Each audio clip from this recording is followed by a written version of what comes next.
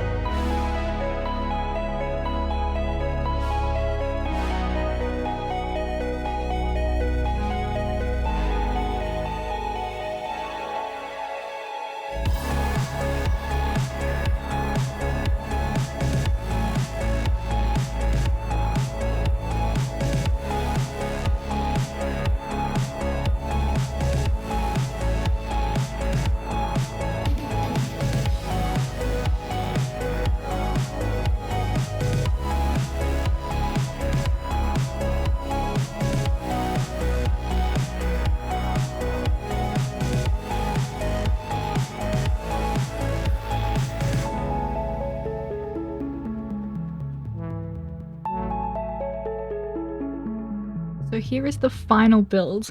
Now it may look a little bit darker on the background part, and that's because after the time lapse and as I was making some screenshots and stuff like that, I realized that putting some black stained glass on here would look a lot better. And that's just because the magenta in the background blended in a little bit too much with the magenta at the top. As you can see, there's the awful block that we had to use, which is the magenta glazed terracotta. It is so difficult, and you can see over there all of the different testing that I did. Now, it was loads of fun, but oh my goodness, it is an ugly block. It's really hard to use when you're not doing far away structures. And what I mean by that is structures that you can look at from a distance. So magenta glazed terracotta can be used for more realistic, I guess, or different little additions of color from afar, but when you're trying to use it in a small scale build, it's really hard, really difficult, but I think I did quite well. So my whole plan for this was kind of to be obviously very spacey, because I think the galaxy background really fits in well with the magenta, and it brings some of the colors into the background as well. Now I thought I'd go for some surrealistic elements of like a cottagecore type house in the middle of space, which doesn't really fit, so I thought that would be really, really interesting. Now this is a new design of a house that I decided to create today, and I've got a bunch of these like beams and pillars because they just fit really well, especially at the front. Having this line at the front just kind of makes it look very cool. It like draws your eye in. One of my favorite parts of the build is actually the bushes here. I used some bubble coral on the different slabs so that they'd stay nice and magenta-y, and it kind of brings that bright color into the ground over here, because otherwise the green and the magenta are quite contrasting, so by bringing them in a little bit, it looks a little more natural. Now all the way around I've got a whole bunch of these flowers as well, because I wanted to incorporate a few more colors into the build, and yeah, just wanted to add some little bits of foliage. And we've got a little path that goes all the way down here, which, you know, you access it from the ground, but in reality this is space, so it's not really accessible. But in case you wanted to build it or use it in survival and you couldn't fly, then obviously this is how you would access it. Now let's talk a bit about the experimentations I did over here. So as you can see, I've had a few blocks for the color palette, and basically what I did is I looked on Pinterest to some real life examples that used this color, which by the way is incredibly rare. There are not a lot of them, there's only a couple. So I saved all of them to a folder and was just having a look at what kind of colors they used. And these were kind of the main colors that I often saw. Now, as you can see, I did not use many of those colors at all in the final build, but that's okay because the final product is still interesting, and I incorporated a few of the yellows and whites just throughout it, which I thought was interesting. Now, the reason why I picked this color here, the white terracotta, that I didn't end up using, but I realized that the white terracotta is actually pretty much the same color as the outline of the arrow in the magenta glazed terracotta, so I thought it could be interesting to use, but obviously I didn't end up using it. So over here is a bunch of our experiments, and this was what I ended up kind of finally going with, except on a bit of a smaller scale. Now, one of the only things I didn't pass over onto that final build was just these gilded blackstone. I thought that it did kind of work well, like just a little bit of a glittery part to add a little bit of yellow throughout the build. But I didn't end up using it because it didn't quite sit well with me. Now we have this very sorry excuse of a tree, because I was half debating whether to add a bit of a tree around. Didn't end up working. I thought it was just going to be too much purple if I added it onto the island over there, so I decided against it kind of last minute. But I think it could still be a cool design if I continued with it.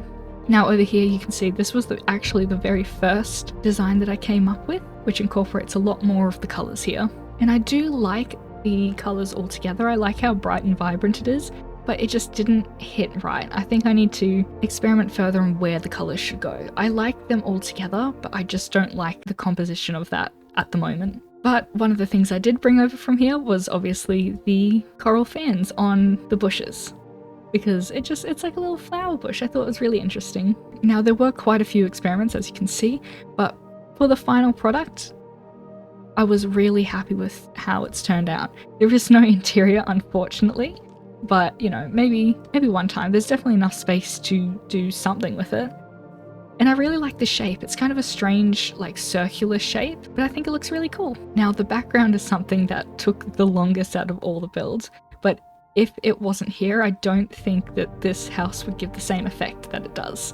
I really love this background. My favorite part is actually this area here where it's got like this swirly bit. I don't know what it's called, but it was really interesting and super fun to do, and I kind of want to use this background idea more often because look at the space, like it's just so bright and colourful and like vibrant and just really interesting to look at. But that's about all we have time for. How do you think I did with adding magenta glazed terracotta into a build, or at least basing a build off of that block? What do you reckon? Did I make it work, or is this just a house that could be better without the block? That might be true. But otherwise, I hope you enjoyed the video, and I hope to see you in the next one.